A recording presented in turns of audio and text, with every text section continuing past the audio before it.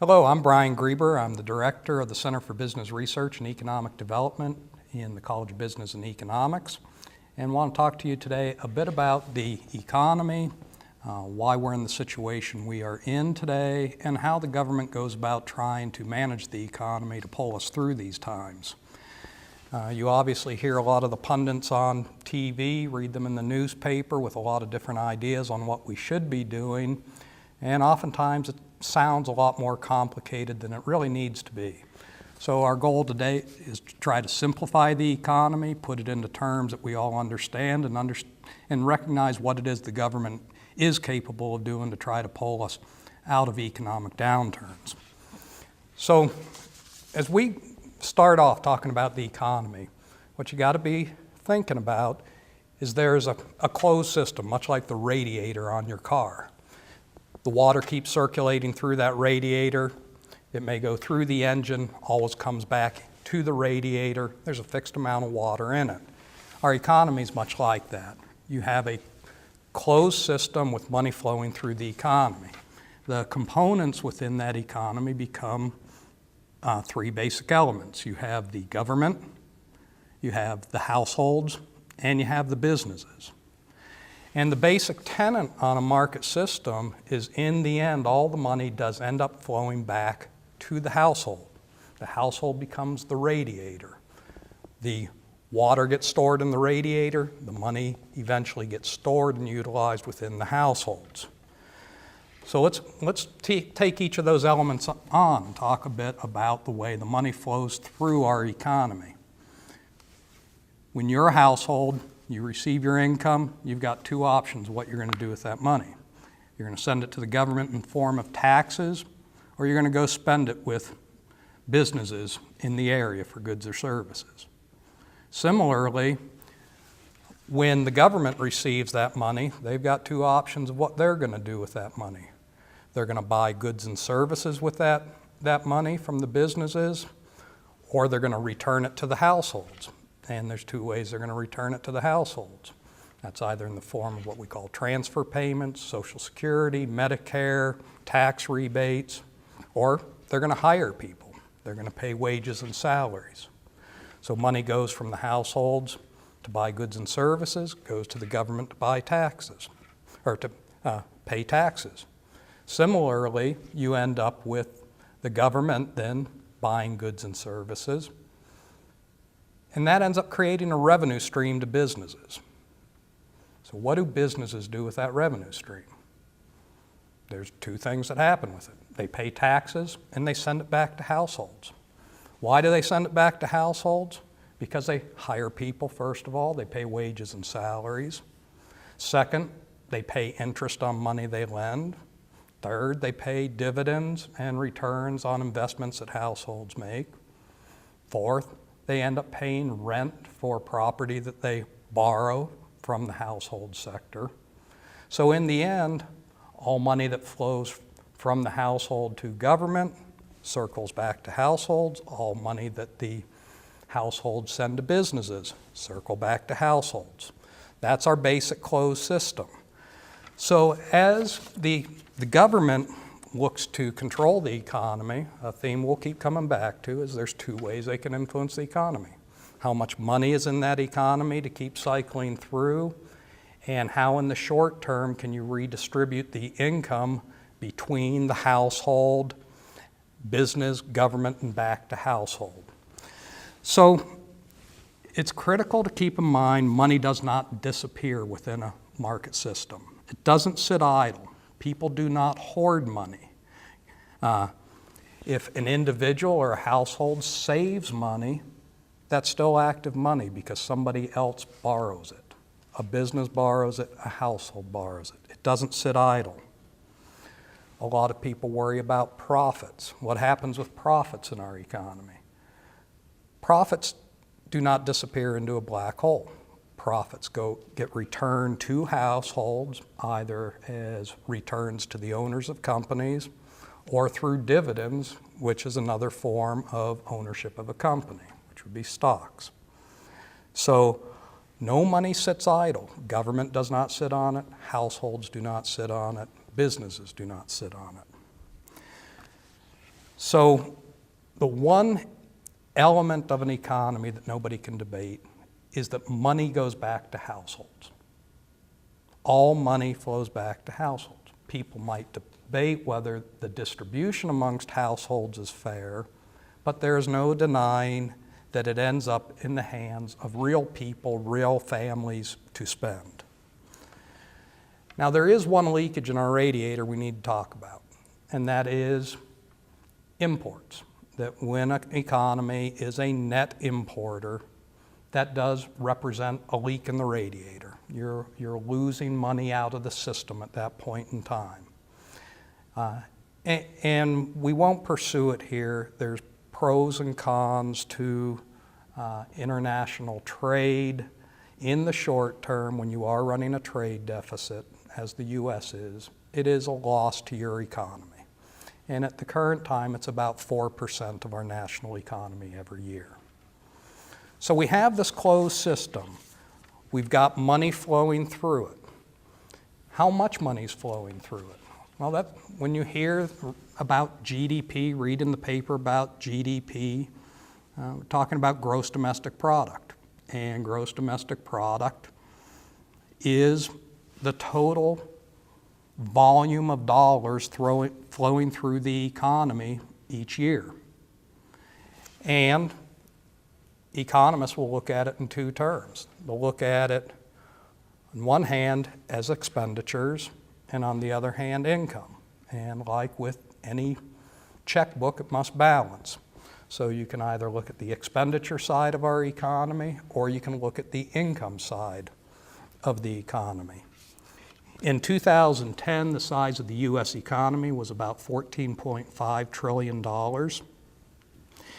And if you break it down on the expenditure side, what we want to do is start with those entities we talked about before in our economy and say, how much are each of them spending each year? So you've got households, you have government, and you have businesses. And what we really want to be concerned with businesses is business investment. And by investment, we don't mean buying stocks and bonds. We mean buying plants and equipment, creating inventory, creating productive infrastructure for the economy. So in the U.S., if you looked at our economy in 2010, where you had $14.5 trillion in economic activity, 71% of that came out of household expenditures. The next largest element was government purchases, and that stood at 21% of our economy. The next biggest area of the economy was business infrastructure investment, which was about 12% of the economy. And then finally, as we talked about before, our net export situation, we imported more than we exported, so that represented about a 4% leakage to our economy each year. Well, not each year, but in the year 2010. So that's back to that flow. That's how everybody bought items. Let's talk about how that all flowed back to households in the form of income. So as you look at income that flows back to households, the first one we all think about is, what do we get paid? So the biggest component does in fact end up being employee compensation. How much of all that 14.5 comes back in the form of wages and salaries? And that's about 55% in 2010. The next element that you need to think about, which is a direct flow back to household, is proprietor income. So that's the owner of the businesses. And in the U.S. economy, about 7% of our GDP goes back to households as proprietor income. Then interest income, so the investments that households have, the financial investments that they have, that returns about 7% of our GDP back to the households. Households own property that they rent to businesses. and that returns about 2% back to the households. Then we've got profits, and profits on businesses represent about 12%. And I know you're out there thinking, wait, I thought you were talking about income. How is profit income? And I'm going to come back to that in a second, and we're going to talk about how that profit gets back to the households. There are a couple of other elements in our GDP. If you did the math, I did not get them all, but without getting into line item detail, we've got income on imports, we have income on from taxes on imports, we have certain excise and production taxes, some sales taxes, and other things that create income. And combined, all these other elements add up to about 16%. But they eventually flow back to houses. So let's talk about profits. It's always controversial. Where do those profits go? Do they sit in a stack on Wall Street? No, what they end up doing is flowing either back to government through taxes, or they flow to households. How does it flow to households? It's through dividends.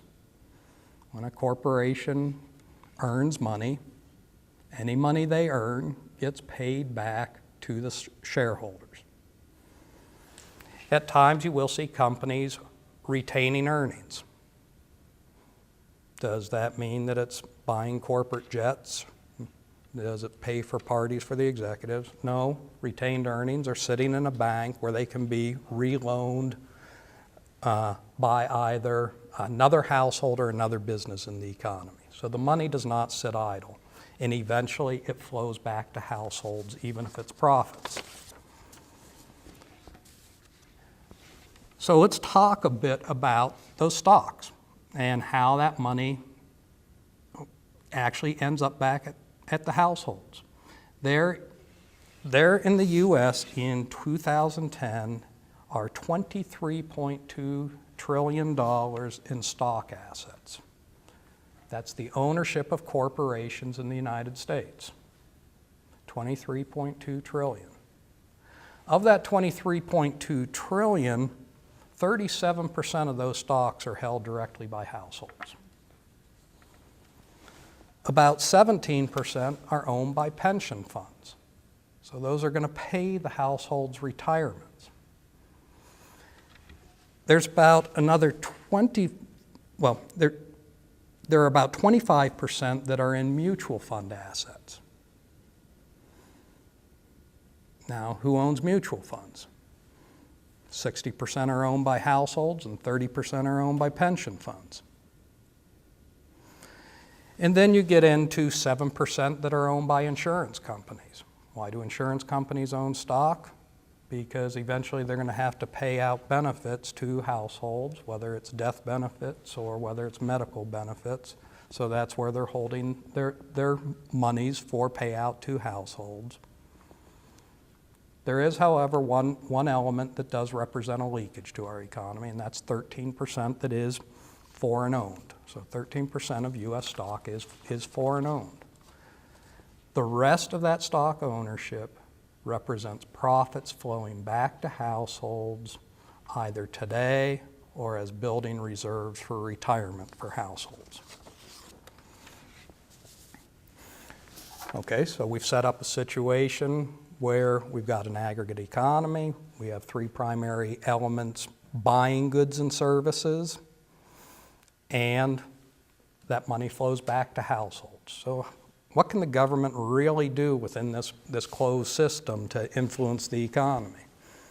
It's really pretty simple. There's two things the government can do. They can put more money into the economy or take money out, so they can adjust how much money is flowing within that economy. And then they can influence the distribution of the money within the economy. And when we talk about the distribution of money within the economy, we're talking fiscal policy. When we talk about how much money is in the economy, we talk monetary policy. So let's talk a bit about fiscal policy first. That's the one most people feel because it has to do with taxes. So fiscal policy is about managing the economic activity through tax policy and government spending. So it's really about how much money flows into the government and how does the government use the money flowing out. Who implements fiscal policy? Fiscal policy is in the hands of Congress. Taxing and spending decisions are decided by Congress. They can be advised and influenced by the executive branch, including the president. They get input from the Congressional Research Office, the Congressional Budget Office, and others. But in the end, fiscal policy is decided within the House and within the Senate. So how do you implement fiscal policy? Here we're trying to influence how the money flows in our economy. So the first tool you've got to pull is taxes. You can raise or lower taxes. The second thing that you can do is influence your decision within government, whether you're spending that money on projects or whether you're redistributing it back to households. So you can influence how much money does the government get, and then how much of it do they redistribute versus how much do they spend on actual things to get built. Right now in the U.S. economy, about 40% of the revenues of the government are redistributed back to households. So they're collecting from one party and redistributing it to another.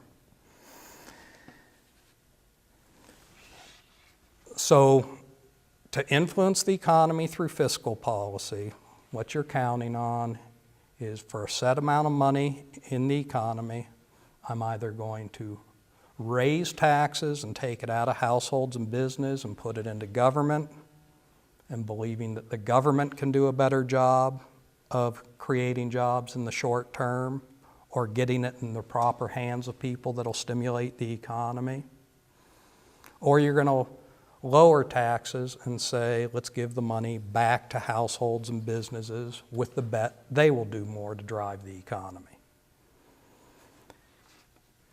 Some of the considerations when you use fiscal policy to influence the economy is it's political.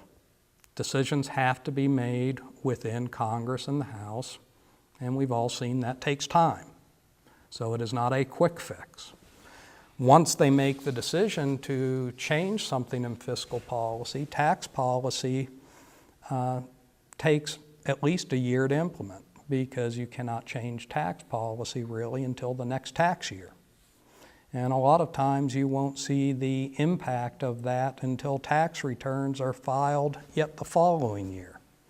So fiscal policy can take a long time to pass and to impact tax receipts. Then if you've got public works projects you want to do, it can take a significant amount of time to get approval, design the projects, and get people actually out in the workforce. The last thing on fiscal policy is it takes a lot of discipline. You may spend when the economy is weak to create jobs, but you need to save when the economy is strong in order to have those reserves for those down periods. So it is not a free lunch. When you look at fiscal policy, in the end, it all flows back to households. So to some extent, the households end up seeing it as a debate between government and business as to who can be most effective in creating jobs with the use of the money in the short run. Because your essential decision is, are you trusting business to create more jobs, or are you trusting government to create more jobs? In the end, either way, it's going to come back to households. What you have to ask is, will it cycle through this system faster in government's hands, or will it cycle through this system faster in business hands? So let's talk about monetary policy.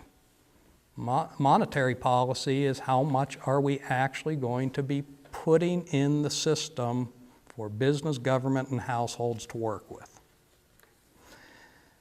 And so it's managing economic activity through the level of dollars that we have to spend within the economy.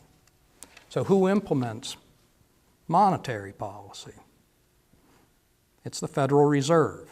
And the Federal Reserve System is an autonomous entity that is a government-private partnership that essentially sets the rules on banking in the country.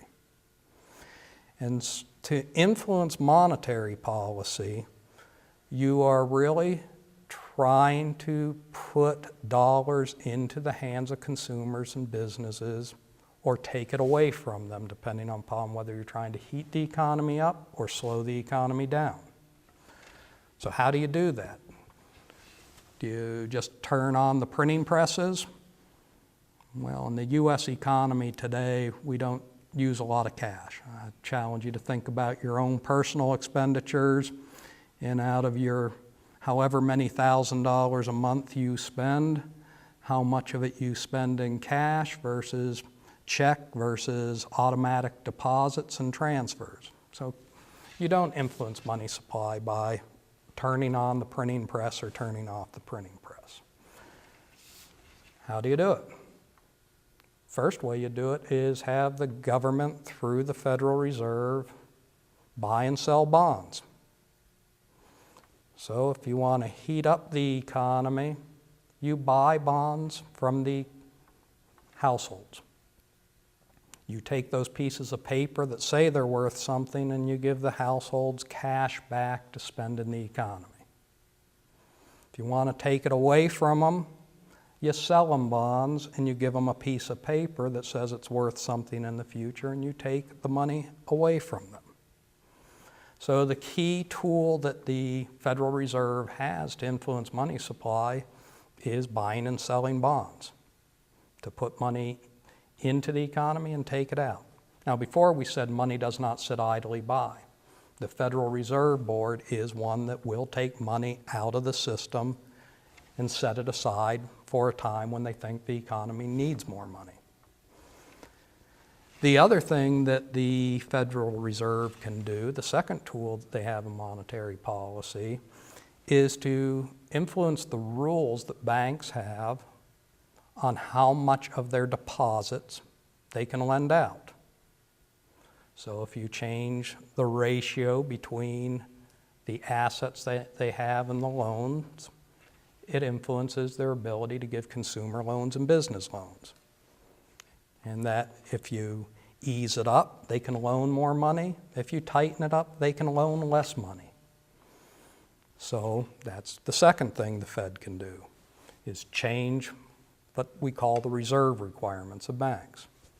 The third thing that the Fed can do is influence some of the interest rates that are the borrowing rates between banks. So what are some of the considerations you must have when you look to implement monetary policy? One is that it can be done quickly.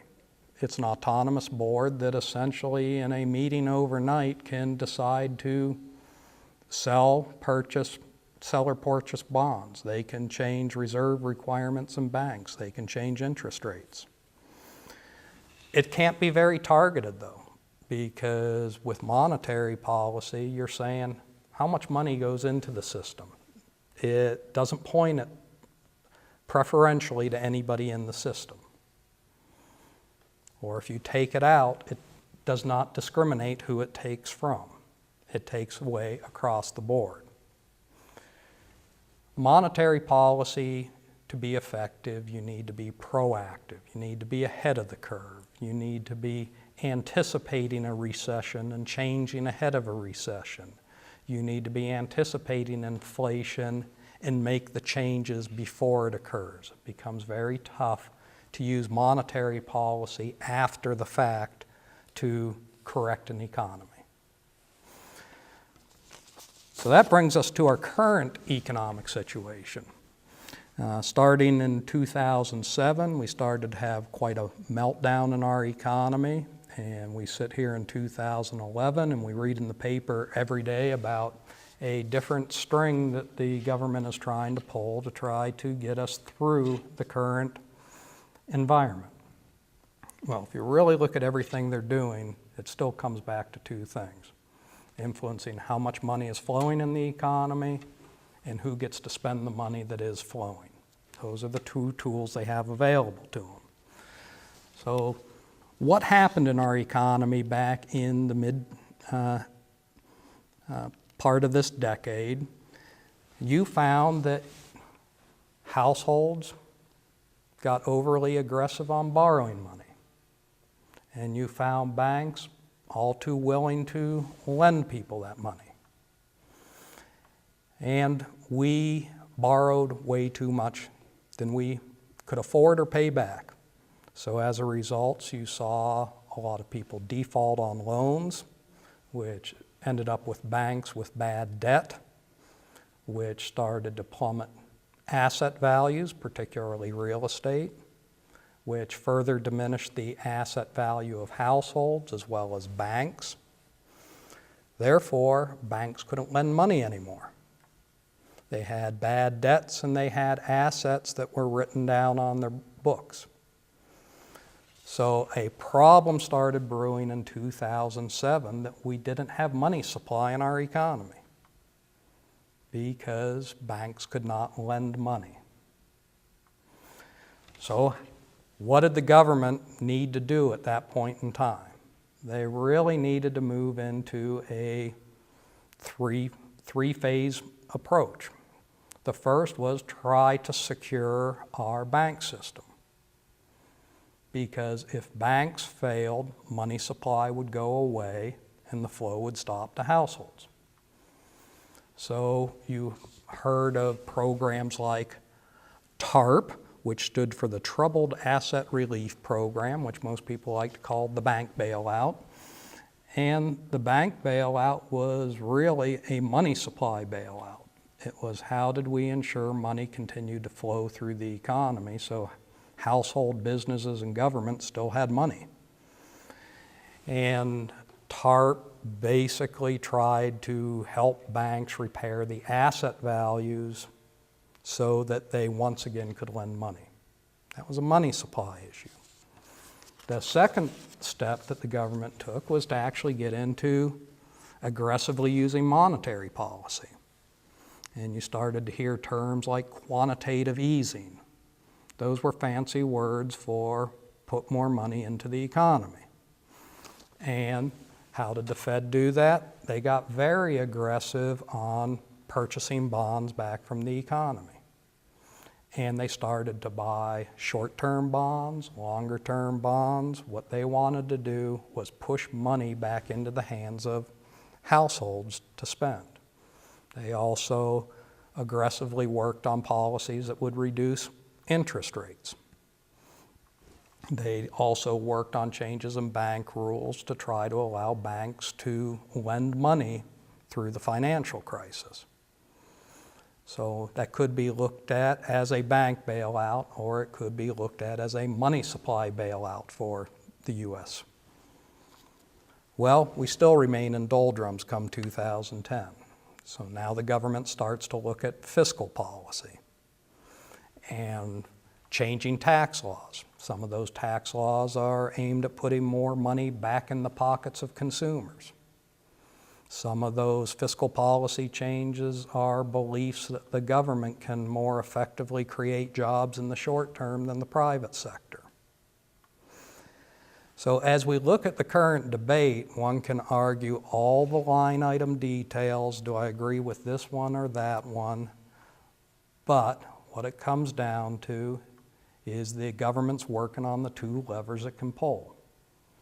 Creating more money in the economy for households, governments, and businesses to spend, and trying to alter the flows of money the best they can to put it in the hands of folks that they think will spend today to create jobs tomorrow.